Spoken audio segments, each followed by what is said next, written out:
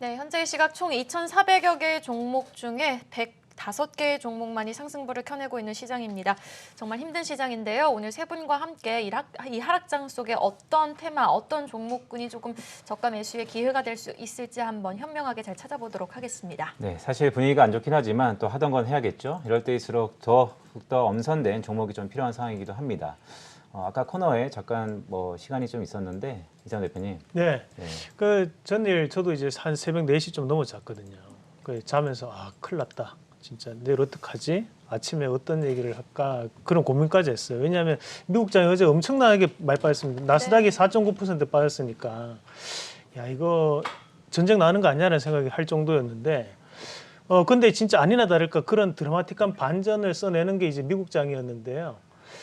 그런 이제 미국장이 그런 반전을 나오는 데는 결국 이제 유동성에 대한 측면도 상당히 강하다고 보거든요. 그래도 결국에는 우리가 이제 지금 시장에서 기술주나 성장주들에 대한 모멘텀이 쉽게 꺼지지는 않는다라는 걸 다시 한번 저는 증명해 주는 상황이라고 보는 거고요. 대신에 지금 빠졌던 건 실적에 대한 악재가 있기 때문에 그에 따른 이제 하향 조정이 좀 되는 거고 유동성이 줄어드는 부분에 대해서 우려감이 먼저 반영이 됐다라고 봅니다. 다만 이제 국내 증시 같은 경우에는 현재 많은 분들이 걱정을 하시는 것이 이제 반대 매매에 대한 부분도 저는 있다고 봐요. 우리가 3,000포인트 이상에서 지금 들어와 있는 개인 투자자들이 56%입니다. 근데 그 3,000포인트 이상이 넘어갔을 때 다 그러면 우리가 2020년도 같은 경우에 주변에서 돈 벌었다는 얘기를 듣다 보니까 2021년도가 되다 보니 많은 투자자분들이 나도 한번 해봐야지. 나도 한번 해봐야지. 심지어 저희 장인어른도 연락 오셨어요. 주식하면 안 되냐고. 농사 지으시거든요. 네, 농사 지으십니다. 근데도 그분도 지금 현재 주식한다고 저한테 물어보신대요. 그 정도로 지금 현재는 이게 도시뿐만이 아니라 정말 우리가 예전에 농담삼아 얘기하잖아요. 금융사에서 청소부 아주머니가 주식한다고 물어보면 그때 고점이라고. 그 정도로 지금은 많은 분들이 지금 참여하고 있는 시장이라는 거예요. 근데 사실 1년에 한 번 정도 이런 하락 자체는 항상 나타나는 것들이거든요. 근데 우리가 이제 3,000포인트 이상에서 들어갔던 분들, 삼성전자 95,000 사셨던 분들, 현대차 25만 이상에 사셨던 분들, LG와 90만 이상에 사셨던 분들이 대부분의 개인 투자분들이다 보니까 이 정도만 빠지더라도 이제 쇼크가 오는 거죠, 사실. 그런데 이제 시장이라는 것이 항상 이제 하락과 상승을 반복하는 거고 개인들의 물량이 무겁다는 것은 그만큼 시장이 가기에 상당히 힘들다는 거라고 저는 생각합니다. 그래서 지금은 이런 개인들의 이제 반대 매매 정도가 어느 정도는 조금 수그러질 때 제가 농담 삼아 얘기하는데 친구들도 저한테 요즘 들에 주식 접는다는 얘기 많이 합니다. 그러니까 저는 아이고 그래 잘 생각했다. 이제 주식시장에 다시 안 왔으면 좋겠다는 얘기를 하거든요. 그 정도로 지금 시장은 그런 반대 매매에 대한 부분도 일정 부분 작용한다고 보고요. 그래서 조금 개인들이 조금 많이 가지고 있는 종목군들은 우리가 조금 기피할 필요가 있고 많이 올라갔던 종목군들도 조금 피해야 되는 그런 상황이 아닌가 생각을 좀 해봤습니다. 그러면 일단 지금 갖고 계신 분들은 사실 제일 궁금한 게 무조건 버티는 게 답이에요? 물론 쉽게 이렇게 딱 대답할 수 있는 부분은 아니지만 지금은 버티시는 게 아니고요. 잘 생각을 하셔야 되는 것이 어차피 시장은 올라가거든요. 그럼 여기에서 본인이 들고 있는 것이 10% 오르는 종목이냐 아니면 100% 오를 수 있는 종목이냐가 저는 중요한 것 같아요. 여기에서 반등은 반드시 나옵니다. 하지만 그 반등이 나왔을 때 본전돼서 기분 좋다. 이런 분들이 계실 거고 어떤 분들은 와 내가 1억 투자했는데 2억이 됐네. 기분이 너무 좋다 하시는 분들 계실 겁니다. 그러면 그 두 명의 투자자 중에서 누가 더 많냐는 거죠.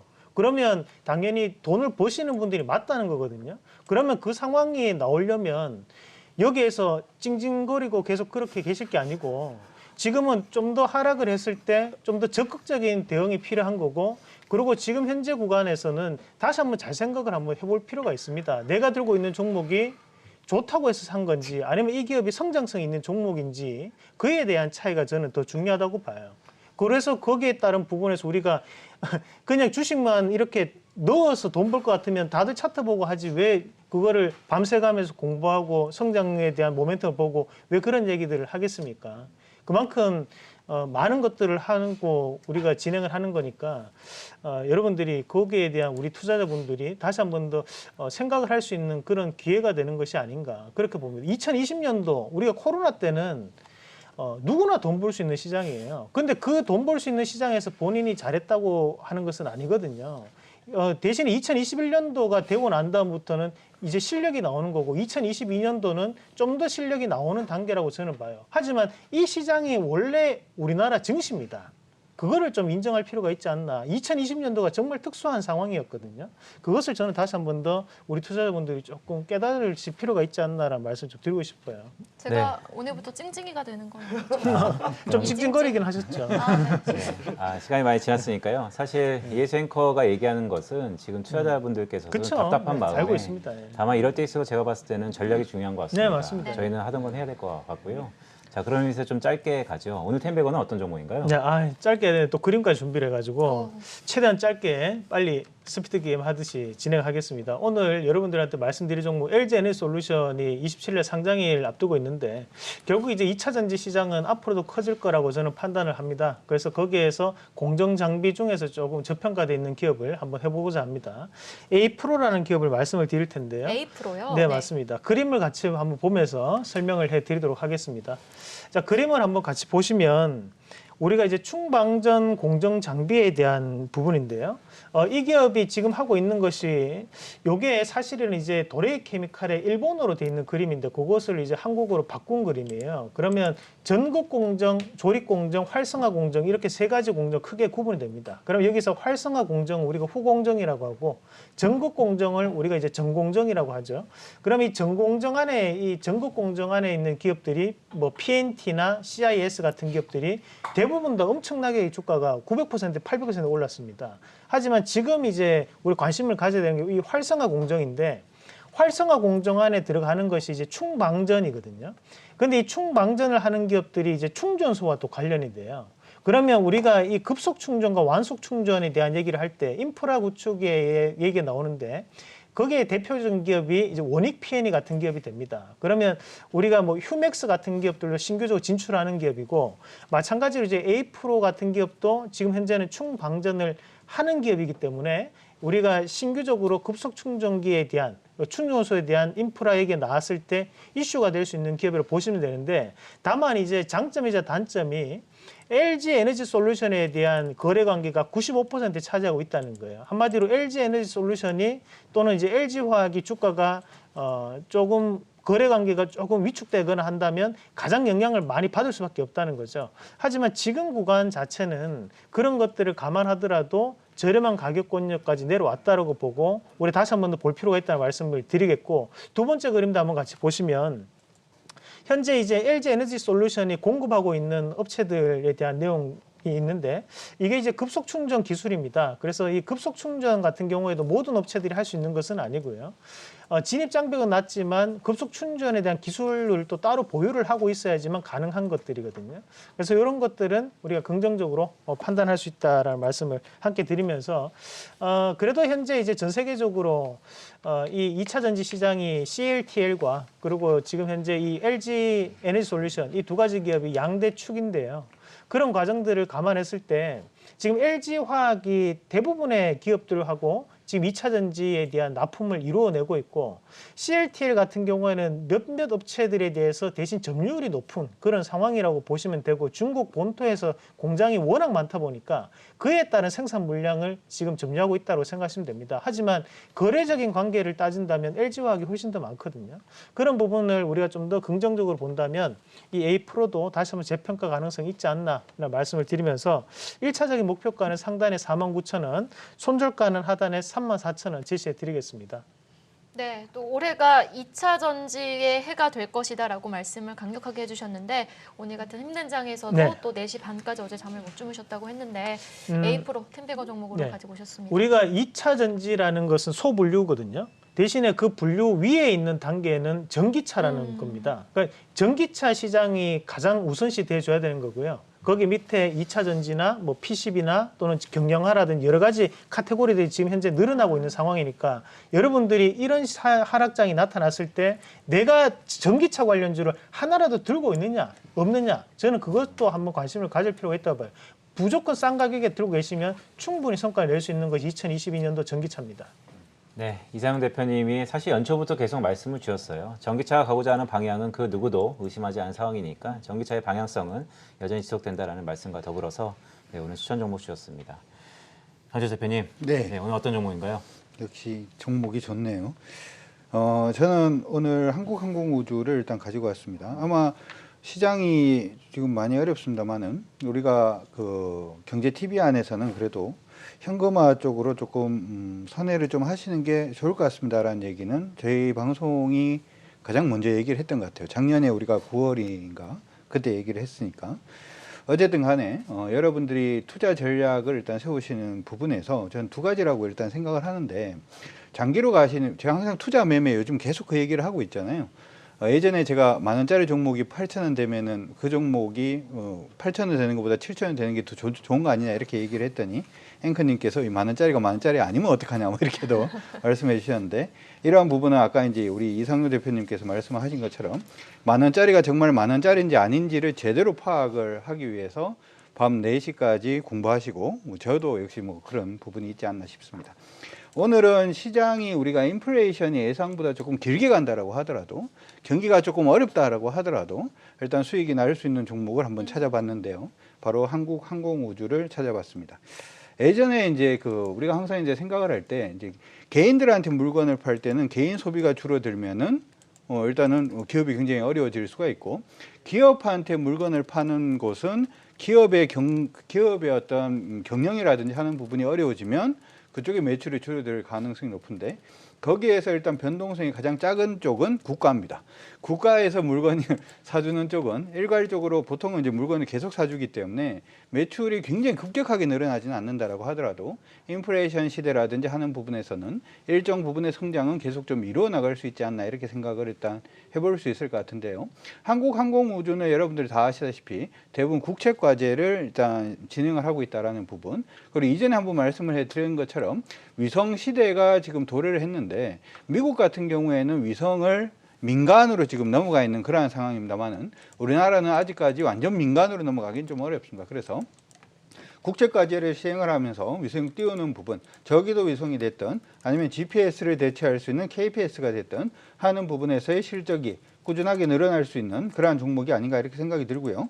만약에 이제 성장이 답보가 되어 있다면, 아까 이제 말씀하셨을 때 개인 투자자분들이 지금 시장에서 그러면 시장이 이렇게 많이 빠지고 있는데 어떻게 해야 될까요? 이렇게 질문을 만약 하신다면, 여러분들이 만약에 오늘 밤에도 잠이 안 온다면 물량 줄이시는 게 맞습니다.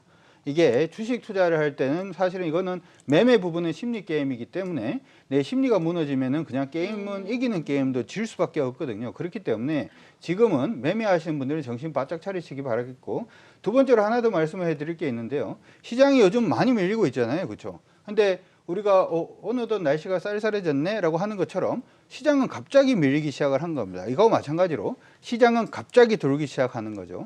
수익의 매매를 통해서 수익을 원하시는 분들은 시장이 갑자기 도는 그 시점에 시장에 있어야 된다는 거죠.